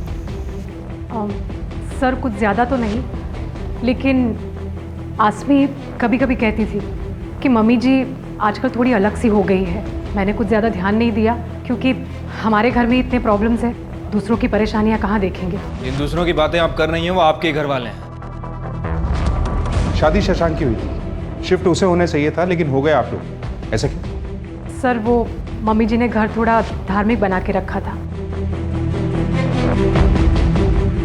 और इनको कभी कभी नॉनवेज खाने का और शराब पीने का शौक है। हमें पता था कि मम्मी जी को ये सब बिल्कुल पसंद नहीं आएगा, इसलिए वो कुछ बोले इससे पहले ही हम लोग अलग हो गए। जैसे ही शशांक की शादी हुई हमें बहाना मिल गया, क्योंकि मैं ये सब करता था, अगर मम्मी को पता चलता तो उनके धार्मिक घर में दाग लग जाता। और वैसे भी इसमें गलत क्या है? आखिरकार संदिग्धों की गिनती 2 तक आ पहुंची, लेकिन उनके खिलाफ कोई भी ठोस सबूत नहीं थे। बच्चे की हेल्थ में अब सुधार हो रहा था और अब वो खतरे से बाहर था। लेकिन इस एक हादसे ने जैसे परिवार को तोड़कर रख दिया था। एक हंसता खेलता परिवार ऐसे घिनौने अपराध का शिकार बना कि उनकी जिंदगी एक अलग ही मोड़ पर चली गई। अब आपका बच्चा बिल्कुल ठीक है, आप इसे घर ले जा सकते हैं। Thank you doctor. नहीं, मैं उस घर नहीं जा सकती। मम्मी जी है वहां पर। जब तक मम्मी जी है उस घर में, मेरा अभी सेफ नहीं है। मैं नहीं जा सकती। मैं अपने मम्मी पापा के साथ जा रही हूँ। अस्मी तुम क्या बात कर रही हो? मम्मी जी को अजिंक्य भैया के साथ भेजेंगे, तभी मैं आऊंगी। अस्मी, मम्मी हमारे साथ रहेगी। तुम्हारा दिमाग खराब हो गया? आप मम्मी के ऊपर शक कर रहे हैं? अभी उनका पोता है।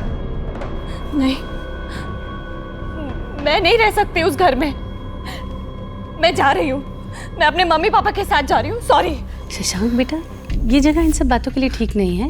जाने दे उसे, सब ठीक हो जाएगा धीरे धीरे। चल हम सब घर चलते हैं, सब ठीक हो जाएगा बेटा।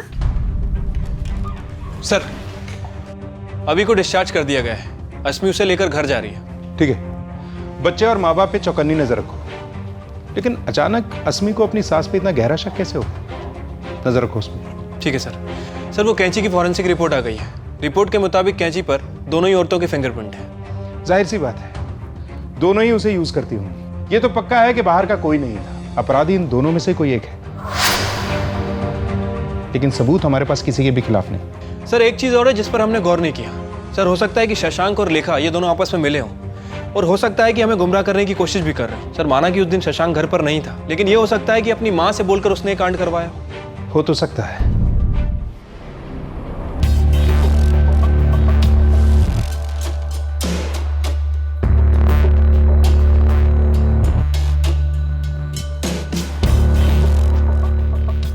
शशांक, चाय ठंडी हो रही है बेटा। तुझे फैक्ट्री नहीं जाना? माँ, इच्छा नहीं हो रही मेरी। शशांक, ये सब जिंदगी का हिस्सा है। तुझे सबसे अपने आप को संभाल कर रखना होगा ना। हम सब है ना, सब ठीक करेंगे। चलो उठ।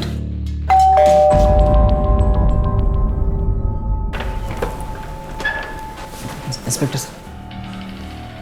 अभी कैसा है? सर, अभी अब ठीक है। मैं उन्हें जल्द से जल्द घर ले आऊँगा। बस वो ज़रा सी डरी हुई सी है। मुझे तो चिंता इस बात की है साहब कि अभी उस पागल औरत के पास है। मैं तो शशांक से कह रही हूँ कि अभी को ले आए और भूल जाए उस औरत को।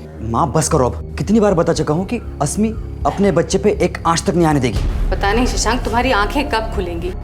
शशांक जी, हम आपका डीएनए टेस्ट करवाना चाहते हैं। आई होप आपको कोई आपत्ति नहीं है। अस्मी शादी से पहले ही प्रेग्नेंट हो गई थी, इसलिए इस बात की पुष्टि कराना बहुत जरूरी है कि ये बच्चा आपका है। सर, आपको अभी भी लगता है कि अस्मी का कोई अफेयर था और उसी के चलते मैंने बच्चे पे हमला किया? सर, आप ये बात तो खुद चेक कर चुके हैं कि उस दिन मैं कहां पर था। ऐसा भी तो हो सकता है कि आपने किसी और की मदद ली हो ये करने में। सर, आप डीएनए टेस्ट करवाइए। गुड, मैं आज ही हॉस्पिटल से किसी को भिजवा देता हूँ। सर, आप अपना टाइम बर्बाद कर रहे हैं। अरे मेरे अभी को बचाइए उस औरत से। वहाँ उसकी जान को खतरा है। देखा जी, हमें क्या करना है वो हमें पता है। मैं भिजवाता हूँ आज ही हॉस्पिटल से। सर, शशांक तो बड़ी आसानी से डीएनए टेस्ट के लिए मान गया। मतलब वो मकसद नहीं है, फिर कौन हो सकता है? सर, लेखा जी को पूरा भरोसा है कि यह काम उसकी बहू ने किया है। आज तक कभी उसे ऊंची आवाज में बात करते हुए नहीं देखा। आज पहली बार वो यही कह रही थी कि यह काम उसकी बहू ने किया है। सर, हो सकता है कि बच्चे की चिंता में काफी टेंशन में। शायद अस्मी के मायके जाके चेक करते हैं। ठीक है सर।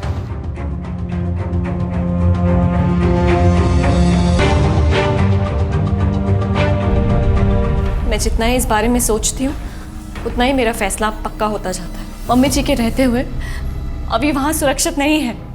आपकी मम्मी जी भी बिल्कुल ऐसा ही बोलती हैं। वो तो कहेंगी ही, लेकिन अभी वहाँ सेफ नहीं है, ये आप लोग भी जानते हैं। और हम भी इस बात का ध्यान रखें कि आपका बेटा पूरी तरह से सुरक्षित रहे। आप कहना क्या चाहते हैं? अभी को मुझसे खतरा है। सबके लिए वजह ढूंढी है ना आपने, मेरे लिए भी ढूंढी होगी। बता दीजिए। गुस्सा, नाराजगी, बच्चे की वजह से आपको शादी करनी पड़ी, अपना करियर, अपनी लाइफ छोड़कर। तो इस बात का तो गुस्सा होगा ना आपको बच्चे पर। आप ये बातें पहले भी पूछ चुके हैं ना मुझसे, और मेरा जवाब जानते हैं। लेकिन इस बार तो इस मौके का फायदा उठाकर आप अपनी शादी से भी बहुत दूर निकल आई। सर, मैं शशांक से प्यार करती हूँ, बहुत प्यार। ये सब करते हुए मुझे कोई खुशी महसूस नहीं हो रही, लेकिन बस कैसे भी करके हमारे प्यार की निशानी को बचाना चाहती हूँ। कोई आँच ना आए, बस ये चाहती हूँ। मैं आपकी बात समझता हूँ, लेकिन लेखा जी का मकसद फिलहाल साफ नहीं हो पा रहा है। हो सकता है उन्हें इस बात का शक है कि ये बच्चा आपके किसी अफेयर का है, शशांक का नहीं। ऐसा कैसे हो सकता है सर? हमने तो मम्मी जी को कुछ बताया ही नहीं था। उन्हें बस इतना पता था कि मेरी प्री मैच्योर डिलीवरी है, और कुछ नहीं।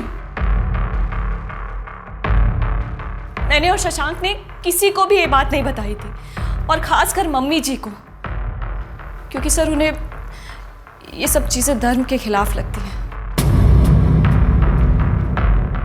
अस्मी और लेखा जी के बीच में पुलिस गोल गोल घूम रही थी। बहुत अफसोस की बात है, लेकिन एक हत्या के पीछे का मकसद शायद आसानी से पता लगाया जा सकता है, लेकिन बंधीकरण यानी कि कैस्ट्रेशन जैसे मनोवैज्ञानिक अपराध की वजह ढूंढना बहुत मुश्किल है। वैसे तो दो सस्पेक्ट्स के बीच में यह केस बड़ी आसानी से सुलझना चाहिए था, लेकिन हर कड़ी के साथ ये केस और उलझता जा रहा था। और तभी पुलिस को साइकोलॉजिकल प्रोफाइलिंग, जिससे कि अपराधी की मानसिक रूपरेखा तैयार की गई, उससे कुछ उम्मीद मिली। सर, इस तरह के अपराधों में मन के अंदर बसा हुआ गहरा क्रोध या नाराज़गी बहुत अहम होती है। ये एक दबे हुए भाव की तरह होता है जो वक्त के साथ उभरता है और गहरा होता जाता है, लेकिन जब ये बाहर आ जाता है तब आप अपना आपा खो बैठते हैं।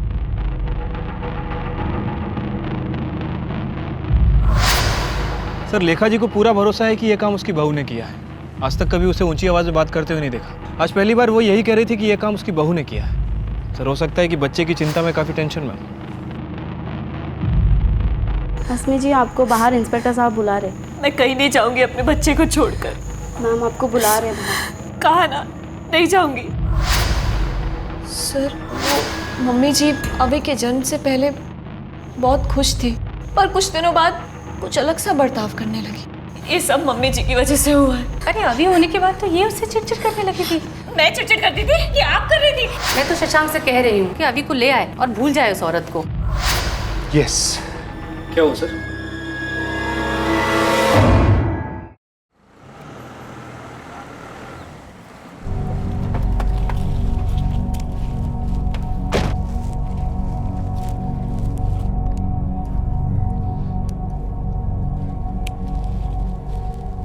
लेखा जी, नमस्कार। नमस्कार। आपसे कुछ बात करनी थी। चलिए ना, अंदर चल के बात करते हैं। नहीं, आप करिए, काम करिए प्लीज।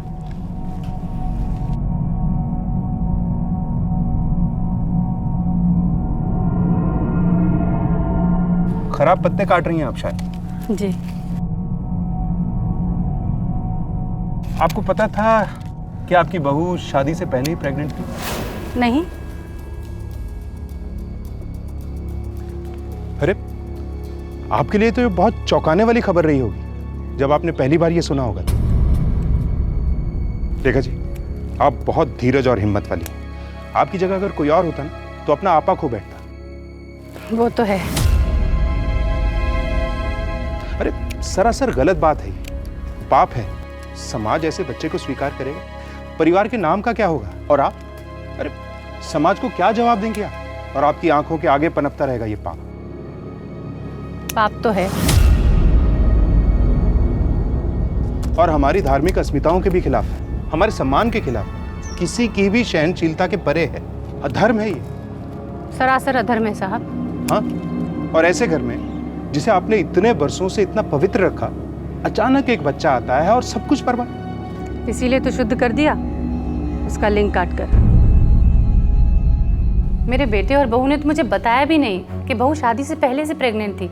15 दिनों में उन्होंने मुझे ये खुशखबरी सुना दी।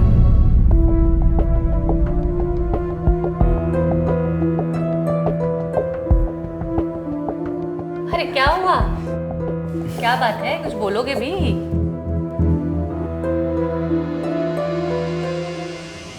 मम्मी जी, बोलो। आप दादी बनने वाले। मुझे तो शक भी नहीं हुआ साहब, मैं बहुत खुश थी, बहुत ध्यान रखती थी अपनी बहू का। पर उस दिन जब मैं उसे रेगुलर चेकअप कराने डॉक्टर के पास लेकर गई, तब मुझे पता चला। डॉक्टर, बहू और बच्चा सब ठीक तो है ना? हाँ बिल्कुल ठीक है। ये देखिए उनकी रिपोर्ट।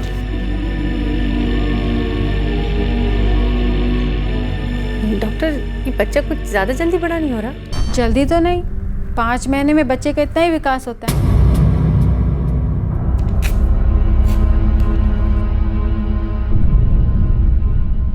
ये लीजिए, सेकेंड ट्राइमेस्टर में ये गोली लेना बहुत ज़रूरी है। गलती से भी मत भूलना और अपनी सेहत का ज़्यादा अच्छा ख्याल रखिएगा। उन्हें लगा कि मुझ जैसी अनाड़ी को कुछ समझ नहीं आएगा। मैंने बहुत सोचा, मैं सब समझ चुकी थी। वो बच्चा एक कलंक था मेरी बहू पर और मेरे परिवार पर। उसके साथ तो यही होना था। उस दिन जब अस्मी उसे सुलाकर सोने गई,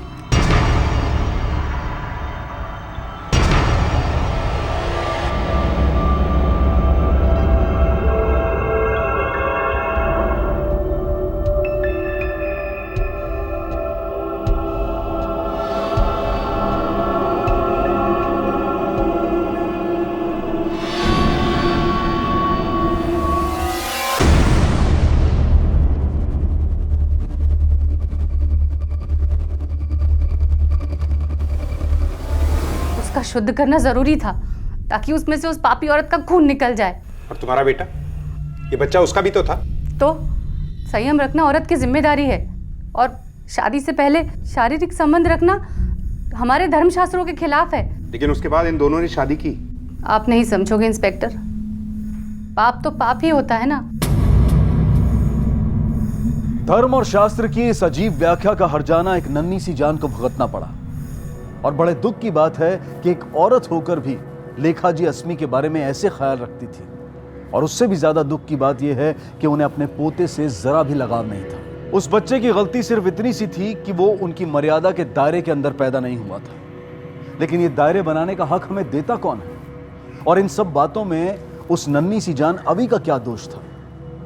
दादी और पोते के अटूट रिश्ते पर यह किस्सा हमेशा के लिए एक काला अध्याय बनकर रहेगा। अस्मी, मुझे माफ कर दो। मुझे नहीं पता था कि मेरी माँ इस। इट्स ओके शशांक, इसमें तुम्हारी गलती नहीं थी।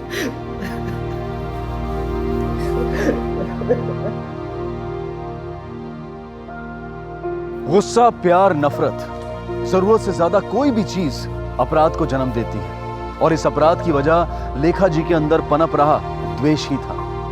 ईश्वर और धर्म में अटूट श्रद्धा रखना गलत नहीं है, लेकिन फिर कौन सा धर्म और ईश्वर एक मासूम बच्चे पर इस तरह के अपराध को सही साबित कर सकता है? तब कहां जाता है भगवान का डर? धर्म के नाम पर हम कब तक ऐसी क्रूरता करते रहेंगे? कब अंधविश्वास के खिलाफ हमारी आंखें खुलेंगी और हम अपने बच्चों के लिए एक सुरक्षित दुनिया बना पाएंगे? इन सारे सवालों का जवाब हमें आज नहीं तो कल अपने आप को, अपने बच्चों को और अपने भगवान को देना होगा। इसी विचार के साथ अब मैं अनूप सोनी आपसे विदा लेता हूं। फिर मुलाकात होगी अगले एपिसोड में एक और चौंका देने वाले केस के साथ। तब तक अपना और अपने परिवार का ख्याल रखें और देखते रहें क्राइम पेट्रोल डायल 100। सबक एक को सीख हम सबको। जय हिंद। क्राइम पेट्रोल के और भी दिलचस्प कहानी देखने के लिए हमारे चैनल को सब्सक्राइब करें और बेल आइकॉन दबाना न भूलें।